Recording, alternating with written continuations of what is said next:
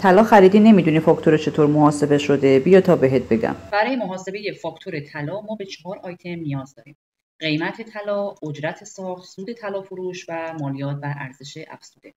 قیمت طلا چطور به دست میاد؟ قیمت روز هر گرم طلای 18 عیار ضرب در وزنش. برای اجرت ساخت هم قیمت طلایی که به دست آوردیم ضرب در اجرت ساخت، یعنی درصد اجرت ساخت میشه.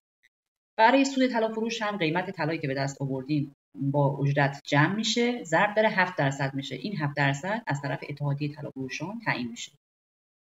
برای مالیات بر ارزش افزوده هم اجرت با سود جمع میشه ضرب در 9% میشه و مبلغ نهایی این 4 آیتم با هم جمع میشن و مبلغ فاکتور رو تشکیل میدن. خب بریم یه مثال حل کنیم. یک طلایی داریم به وزن 6 گرم، قیمت روز طلا رو داریم، اجرت ساختش رو داریم که 12% و میخوایم محاسبه کنیم که قیمت طلامون تو فاکتور چقدر.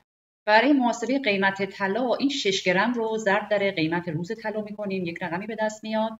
برای محاسبه اجرت ساخت هم قیمت طلایی که به دست آوردیم ضرب در 12% میشه که اجرت ساختش هست و برای سود طلا فروش هم ما قیمت طلا و اجرت رو با هم جمع میکنیم و ضرب در 7% میکنیم و این هم یک رقمی به ما میده. و برای مالیات بر ارزش افزوده هم اجرت با سود جمع میشه و ضرب در 9% میشه. اینجا هم یک رقمی به ما میده.